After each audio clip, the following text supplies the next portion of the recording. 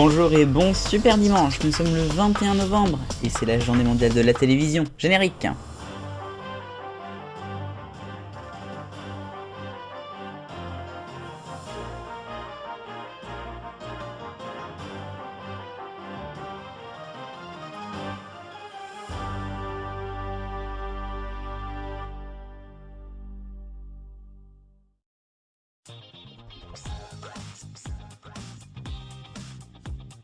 Bonjour et bienvenue dans le TV 168. Nous sommes le dimanche 21 novembre 2021 et c'est la journée mondiale de la télévision. Bonne fête! Pour l'occasion et dans l'idée de faire une sorte d'album souvenir, je vous ai demandé la semaine dernière quelles étaient vos émissions préférées, celles qui vous ont plus marqué dans l'histoire de la TV. Avant de regarder le top 5 de votre classement, on va voyager dans le temps et dans notre petit écran. Pour vous, la télévision, c'est ça.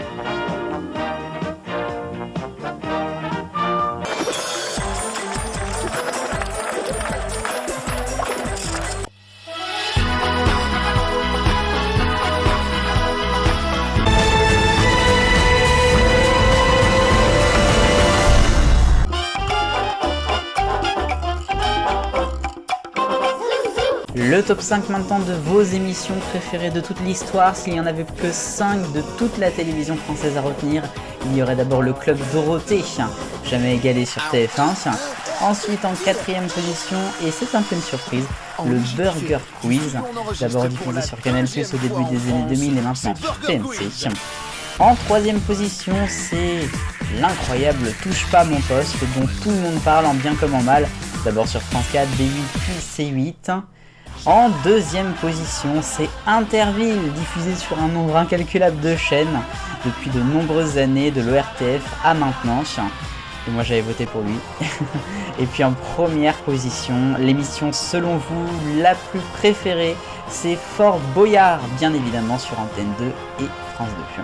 Eh bien merci encore une fois pour votre participation pour ce sorte de petit concours. Et surtout, joyeuse fête de la télévision.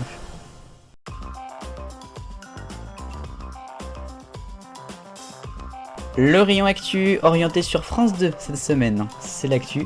On commence avec l'Eurovision Junior puisqu'on a eu le nom des présentateurs de l'émission. Pour ce qui est du show qui sera donc diffusé dans tous les pays avec des présentateurs qui parleront en anglais, je précise, ce sera Olivier Mine et Elodie Gossuin accompagnés de Carla, candidate 2019. Et puis pour ce qui est des commentaires en français diffusés sur France 2, ça sera Stéphane Bern avec Laurence Boccolini accompagnée de Valentina, candidate 2020 et gagnante. On passe maintenant à la politique avec l'émission Élysée 2022. Vous le savez, Thomas Soto ne pourra plus la présenter à cause notamment de sa relation avec une proche de Jean Castex.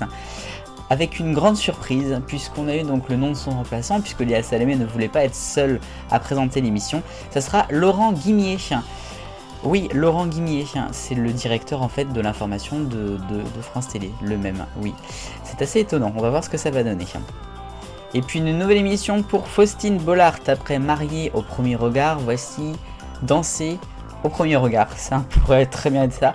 Flirty Dancing, c'est le nom du format. En français, ça va être Un flirt et une danse.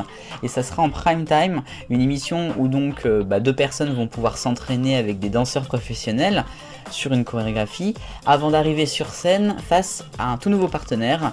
Et le but est de former un couple avec ces deux partenaires. On va voir ce que ça va donner.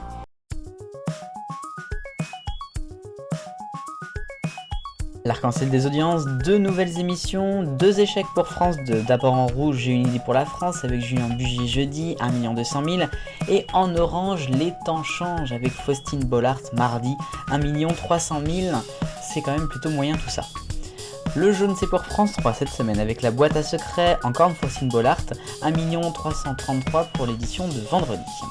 En vert, c'est le débat primaire des Républicains, dimanche soir en prime time sur BFM TV, qui a fait un score de 800 000, c'est plutôt pas mal, 6ème chaîne de France.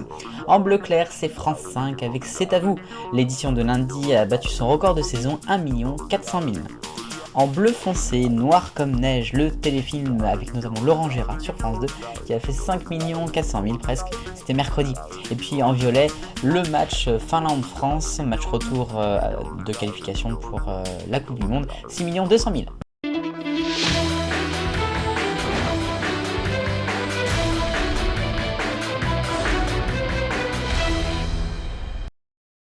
Les poingues, 2 pour le prix d'1. On commence avec la grève à France 24 qui a été lancée ce jeudi matin et qui touche les 3 canaux français, anglais, arabe, reconduite jusqu'à ce lundi soir au minimum, puisqu'on a vu elle va continuer, pour dénoncer notamment les conditions de travail, les contrats. Il y a aussi par exemple la culture du copinage, il y a un malaise dans la rédaction. C'est même peut-être contre la direction avec Vanessa Burgraff, ça se passe pas forcément très bien, à suivre dans les prochains jours.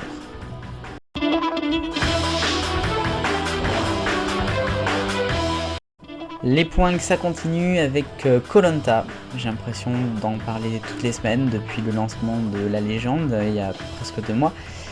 Mais malheureusement c'est ainsi, il y a eu des histoires sur les réseaux, on a eu même les youtubeurs qui parlaient de Koh-Lanta qui ont été même bâchés par la production. Et maintenant c'est l'élimination de Théoura qui a provoqué des menaces de mort d'autres candidats sur les réseaux, puisque ils auraient entre guillemets dénoncé Théoura, alors que c'est totalement faux. Lui il a tout fait tout seul, personne n'a dit à la production qu'il avait triché. Voilà, donc il y a eu beaucoup de menaces de mort sur les réseaux, force à tous les candidats.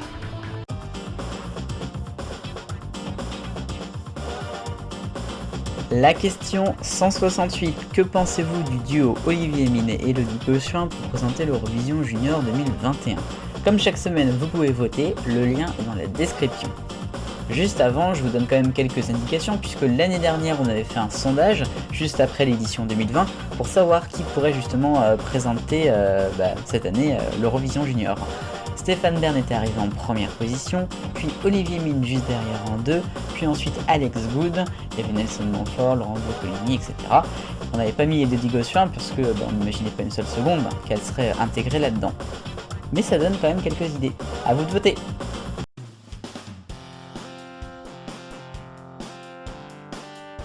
L'agenda de la télévision pour la semaine à venir. Ce mardi en prime time sur France 2, vous retrouverez la nouvelle Fête de la Liberté. Je vous en ai parlé il y a quelques semaines, présentée par Daphné Burki.